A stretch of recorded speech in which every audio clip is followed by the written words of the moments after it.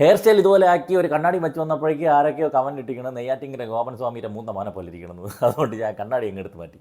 Flow.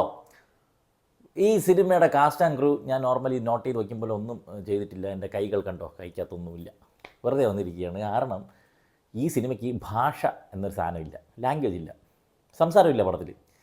ഞാൻ ഒരുപാട് animation പടങ്ങൾ കണ്ടിട്ടുണ്ട്, ഒരുപാട് പടങ്ങൾ എനിക്ക് ഇഷ്ടമാണ്. പക്ഷേ ഇതിൻ്റെ ഒരു പ്രത്യേകതയായിട്ട് എനിക്ക് തോന്നിയത് ഇത് ഭയങ്കര നാച്ചുറലും ഭയങ്കര റിയലിസ്റ്റിക്കും ആയിട്ടാണ് ഇത് എടുത്തിരിക്കുന്നത്. ബാക്കി ഇപ്പോൾ അനിമേഷൻ പടം എടുക്കുമ്പോൾ എന്തെങ്കിലും ഒരു ഫാൻറ്റസി എലമെൻറ്റോ എന്തെങ്കിലും ഒരു ഓവർ ദ ടോപ്പ് സാധനങ്ങളൊക്കെ വരും. ഇതിൽ അങ്ങനെ ഇല്ല. അതുകൊണ്ട് ഇതിന് ഏറ്റവും വലിയ കയ്യടി.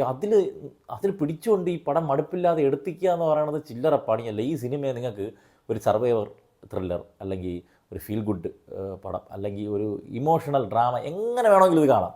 അത്രയ്ക്ക് ബ്യൂട്ടിഫുൾ ആയിട്ടാണ് എടുത്തിരിക്കുന്നത്. ഞാൻ പറഞ്ഞില്ല, ഇതിൽ ഡയലോഗ്സ് ഇല്ല എന്ന് പറയുമ്പോൾ പിന്നെ എന്തിനാണുള്ളത്? ചുമ്മാ ഊമ നാടകമാണ്. അല്ല, ഇതിൻ്റെ സൗണ്ട് മിക്സിങ്ങും സൗണ്ട് ഡിസൈനും ഒരു രക്ഷയില്ല. അനിമേഷൻ പടമാണ് നമ്മൾ കണ്ടുകൊണ്ടിരിക്കുന്നത്. നമ്മൾ എന്നിട്ട് ഈ ബോട്ടിനകത്ത് നമ്മളായിപ്പോൾ ഒരു ബോട്ടിനകത്ത് നമ്മൾ ഇരിക്കുന്നത്, 4 സൈഡ് വെള്ളം അടിക്കുന്നത്, അതുപോലെ ചില മൃഗങ്ങളൊക്കെ ദൂരെ നിന്നുകൊണ്ട് അതിന് രക്ഷപ്പെടാൻ നിവൃത്തിയില്ലാതെ കിടന്ന് കരയണതൊക്കെ നമുക്ക് ഒറിജിനലായിട്ട് ഫീൽ ചെയ്യും. അത്രയും സെറ്റപ്പായിട്ടാണ് സൗണ്ട് ഡിപ്പാർട്ട്മെൻറ്റ് ചെയ്തിരിക്കുന്നത്. ഇതിൽ പൂച്ചയെ കാണിക്കുക, പട്ടിയെ കാണിക്കുക എന്ന് പറഞ്ഞാൽ സാധാരണ പൂച്ചയും പട്ടിയും എങ്ങനെയാണോ ബിഹേവ് ചെയ്യുന്നത്, അവരെങ്ങനെയാണോ കരയുന്നത്, അവരെങ്ങനെയാണോ അതിൻ്റെ മൂവ്മെൻറ്റ്സ്, അങ്ങനെ തന്നെയാണ് ചെയ്തിരിക്കുന്നത്. അവരൊന്നും സംസാരിക്കില്ല. അവരെ പൂച്ച മ്യാവെന്ന് വിളിക്കും, പട്ടി ബബു എന്ന് കരയും, ഇങ്ങനെ തന്നെയാണ്.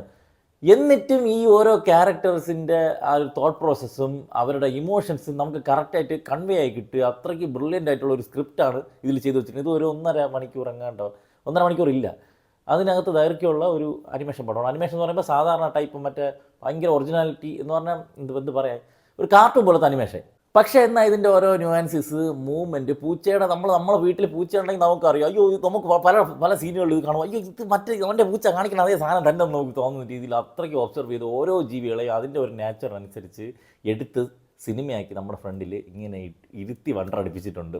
എന്നും പറഞ്ഞിട്ട് ഇതൊരു ഭയങ്കര സംഭവമാണെന്നോ ഭയങ്കര തിയേറ്റർ എക്സ്പീരിയൻസ് ആണെന്നോ ഒന്നും ഞാൻ പറയില്ല. പക്ഷേ നല്ല സുഖമുള്ള ഒരു സിനിമ, ഫ്ലോ ഒഴുകിപ്പോകുന്ന, അങ്ങനെ ഒഴുകി കണ്ടിരിക്കാവുന്ന ഒരു സിനിമ. ഇടയ്ക്ക് കുറച്ച് ലാഗുണ്ട്, അതുകൂടി പറയാം. ഈ പടം ഒന്നുമില്ല, ഒരു പൂച്ച ഒരു പഴയ വീട്ടിൽ താമസിക്കണ്. അത് നിന്ന നിപ്പിൽ ഇങ്ങനെ ഇരുന്ന സമയത്ത് വെള്ളം പൊങ്ങി, വെള്ളപ്പൊക്കം വരുന്നു, മലവെള്ളപ്പാച്ചിൽ വരുന്നു. അതിൻ്റെ ഇടയ്ക്ക് ഈ പൂച്ചയ്ക്ക് രക്ഷപ്പെടാൻ വേണ്ടിയിട്ടുള്ളത് അത്രപ്പാട്. ഇത് എന്ത് ചെയ്യും? ഇത് രക്ഷപ്പെടുവോ ഇല്ലയോ? ഇതിൻ്റെ കൂടെ ഈ വെള്ളം പൊങ്ങുമ്പോൾ ബാക്കി മൃഗങ്ങളും കൂടി വരുമല്ലോ. അപ്പോൾ ആ വരുന്ന ജീവികൾ ഓരോന്നിനും ഓരോ ക്യാരക്ടറിസ്റ്റിക്സ് ആണ്.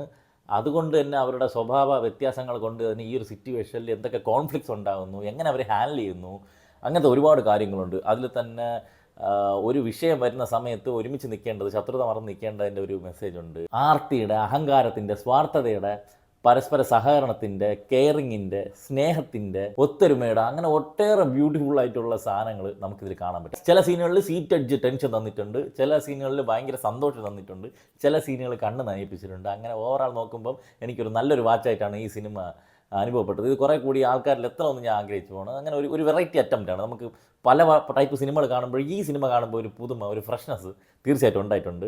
അത്ര സിനിമകളൊക്കെ കാണുന്നവർക്ക്, പുതുമ തേടി പോകുന്നവർക്ക് തീർച്ചയായിട്ടും കൺസിഡർ ചെയ്യാവുന്ന ഒരു സിനിമയാണ് ഫ്ലോ. ലാംഗ്വേജ് ഏതാണെന്നോ ഏത് ഭാഷയിൽ, അതായത് ഏത് രാജ്യത്താണ് റിലീസ് ചെയ്യുന്ന പോലെ എനിക്ക് അറിഞ്ഞൂടാ. എന്തായാലും സംഭവം കൊള്ളാം, തിയേറ്ററിലുണ്ട്, പോയി കാണാം.